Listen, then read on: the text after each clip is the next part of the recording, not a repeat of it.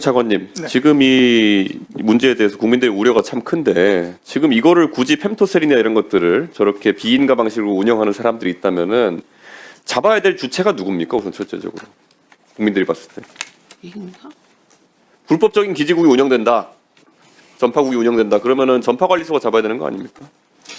예, 기본적으로 전파 인증을 그 전파 적합성, 적합성 인증을 받지 않은 불법 기기들은 중앙전파관리소에 단속 책임이 있습니다. 그런데 지금 이 상황을 보면 펨토셀이라는 거는 뭐 음영 지역이라든지 이런 데 들어가는 것이고 전파의 커버리지가 뭐 20-30m 이렇게 되는 경우가 많다 보니까 잡아야 되는 건 전파관리소인데 못 잡는 거 아닙니까? 이건 실질적으로. 네, 우리 저희가 지하실마다 쫓아다니면서 할 수 있는 건 아니지 않습니까? 그렇습니다. 네, 그 한계가 좀 있습니다. 그럼 이건 어떻게 잡아야 될까요, 지금? 저희가 국민들한테 못 잡습니다라고 할 수는 없는 거 아니겠습니까? 의원님, 일단 지금 통신사들의 망에는 더 이상 그 인증받지 않는 예. 그 불법 기지국은 접속이 불가능한 상태는 지금 만들어 놓은 상태입니다. 그건 잘 알고 있습니다. 그런데 우리가 봐야 될 것은 펨토셀이라는 것은 네. 뭐 이 기존의 기지국 같은 거는 뭐 타워를 타고 올라간다든지 이런 식으로 접근해야 되지만은 이거는 정말 초소형 중계기로서 어느 건물이나 어디에나 설치될 수 있는 건 아니겠습니까? 맞습니다. 그럼 물리적 접근이 가능한 상태이고 네. 그렇다면은 이런 것들 같은 경우에는 예를 들어 정말 실력이 뛰어난 해커가 있다 그러면은 뭐 펌웨어를 수정한다든지 아니면 뭐 중간자 공격을 한다든지 여러 가지 방식을 통해서 물리적 접근이 가능한 상태 아닙니까? 그럼 네. 그 보안 결함이라는 거는 치유되지 않는다 좀 보는 것이거든요. 그랬을 때 이거를 어떻게 잡을 수 있느냐? 혹시 생각해 본 적 있습니까? 이거 그 의원님, 일단 지금 통신사들이 자체적으로 점검은 하고 있습니다만 지금 이 펨토셀 초소형 기지국에 대해서는 개별 기지국들이 보안상 문제가 없는지 저희가 입증을 하나하나 다 하도록 지금 요구를 했습니다. 그래서 입증되지 않은 그 펨토셀들에 대해서는 폐기하거나 교체하는 방식으로 이 불법적인 또 인증되지 않은 기기가 작동하는 상태는 차단을 시켜야 된다고 생각하고 있습니다. 그리고 우리 박상원 원장님 한번 여쭤보고 싶은 게요. 이게 뭐 아까 우리 위원장님도 말씀하셨지만은 정무위 소관이기도 할 것 같은데 지금 정부가 전자금융거래에서 2차 인증 강화하겠다 그랬는데 사실 휴대폰 결제나 이런 것들은 문제가 되는 게 이게 OTP 형식으로 소액 결제가 되는 것이 소위 우리 흔히 얘기하는 2FA 인증, 투팩터 오센티케이션이 적용됐다고 볼 수 있는 겁니까? 아니면 미진하다 봐야 되는 겁니까? OTP 인증은 저희 보안원이 하지는 않고요. 인증은 금융결제원 쪽에서 하는데 네. 최근에 이런 해킹이 많이 있으니까 아마 인증 체계는 위원님 말씀대로 이중 인증 체계로 가야 되고요. 또 휴대폰 인증 쪽은 한번 다시 검토할 필요는 있는 것 같습니다.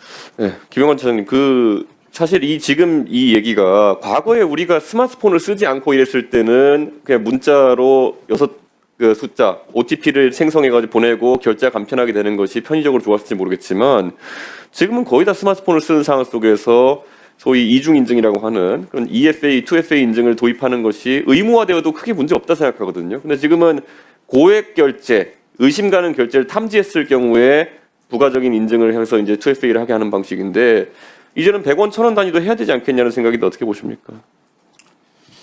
예, 하여튼 그 부분에 대해서는 하여튼 가기부와 협의를 좀 해보겠습니다. 그러니까 저는 못할 이유가 없다 생각해요. 이제는 뭐 지문 인증도 다 들어가게 되고 뭐 하다 보니까 그냥 다 소액 결제도 다 이게 적용해 버리면은 1차적으로 데이터 누출이 아니면 인증 누출이 발생한다 하더라도 통신사 차원에서 나중에 그런 결제 과금 때문에 문제되는 상황을 막을 수 있을 것 같다 이런 생각인데 적극 검토 한번 해줬으면 좋겠습니다.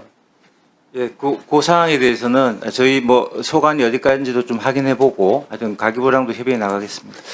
그 KT에 또 이제 여쭤보고 싶은데요. 한번 좀 실무자 차원으로 황태선 실장님 나와주십시오. 그러니까 이 똑같은 문제인데요. 이게 결국 KT는 무수히 많은 유무선 장비들을 운용할 텐데 여기에 비인가 장비들이 들어가가지고 잡힌 경우가 지금 창사 이후에 많이 있었을 것 같은데 그런 것들을 관리합니까?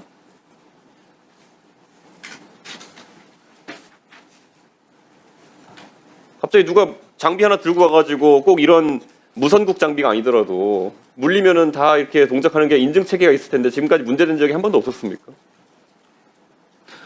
위원님, 그 부분에 대해서는 저기 전문가가 또 배석하고 있는데 좀 대신 전문가분 좀 나오시면 그럼 예.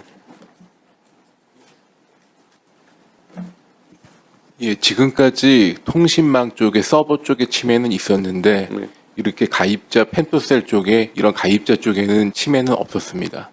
그러니까 단말기를 그러니까 했을 때 감지할 수 있는 그런 대책이라든지 감지된 사례가 그럼 없었다는 건가요, 펜토셀에 대해서는? 예, 일단 그런 부분이 많이 좀 부족했는데 현재까지 이렇게 불법 무선국이 저희 네트워크에 붙은 경우는 없었습니다. 방금 이제 정부 쪽에서는 이것을 사업자에게 강제해가지고 펜토셀에 대한 관리 책무를 강화하겠다고 했는데 그랬을 때 저는 아까 제가 얘기했던 것처럼 물리적으로 밖에 나가 있는 장비에 대해 가지고 예를 들어 누가 펌웨어 수정을 시도하든지 아니면 중간자 공격을 중간에 뭘 끼워가지고 한다고 했을 때 사실 막을 수 있는 방법이 있습니까? 그 부분에 대해서는 전문가들과 함께 공동으로 연구해야 될 것 같습니다. 그러니까 제가 봤을 땐 지금 국민들이 이게 지금 청문회를 보는 분 중에 IT 지식이 있는 분들도 있을 거고 지금 물리적으로 접근을 허용하는 펜토셀의 상황에서 어떻게 그것을 모든 가능성을 차단할 수 있겠느냐? 그럼 그 책임을 사기업에게 지운다고 말만 하는 것만으로 국민들의 보안에 대한 의구심이 해소되겠느냐? 이런 지금 질의를 하고 있는 거거든요. 그러니까 저는 사실 지금 그럼 펜토셀이 물리적으로 설치될 때 물리적으로 접근이 되는 걸 막을 수는 없는 거죠, 지금. 누군가가 해커가 나와가지고 이렇게. 예, 물리적으로 접근은 막을 수 우리가 일반적으로 알고 있는 예를 들어 식당이라든지 아니면 지하 공간이라든지 이런 곳에 설치되는 거 아니겠습니까? 예, 맞습니다. 그러면 저는 그 장소나 공간에 대한 통제도 굉장히 중요할 것이다. 저는 이렇게 보는 것이거든요. 예를 들어 펜토셀에 위치한 공간이 누가 물리적으로 접근하는지 뭐 CCTV로 관리되는 공간에만 그걸 설치한다든지 이런 식의 제약도 있어야 되는 것인데 지금은 가서 만질 수 있고 열어볼 수 있고 뭐 봉인할 수는 있겠지만 열어볼 수 있고 뭐 서비스 포트를 이용해가지고 펌웨어를 올릴 수도 있는 거고 물리적 접근이 가능한 상황 속에서 사실 저는 보안에 대한 우려는 지속될 수밖에 없다 그런 생각이기 때문에 우리 차관님도 설치 장소에 대해 가지고 우리가 정부 차원에서나 아니면은 이런 제약을 가할 수 있는지 한번 살펴봐야 될 것 같다 이런 말씀 네, 드리겠습니다. 알겠습니다. 예. 예, 의원님 아까 좀 수백 결제 인증 방법과 예, 예, 관련돼서 예. 말씀하신 부분과 관련돼서 기회 주시면 그 지금 말씀하신 대로 ARS나 문자 인증만으로 결제가 가능한 방식이어서 좀 보안 인증 과정에서의 취약점이 있습니다. 그래서 말씀하신 그 2단계에 걸친 인증, 뭐 생체 인증이나 결제 비밀번호 뭐 이런 것들을 2단계로 하는 그런 강화된 인증 방법을 강구하는 방안을 지금 조치를 하겠습니다. 소액이나 이런 데서 유예가 되어 있는 경우이기 때문에 그것도 좀 적용할 때가 되었다. 왜냐하면 스마트폰이 기본으로 보급되었고 국민들의 그 정보 인지도 높아졌기 때문에 강력하게 좀 적용해야 될 것 같습니다. 네, 네, 그렇게 하겠습니다. 노종면 위원님.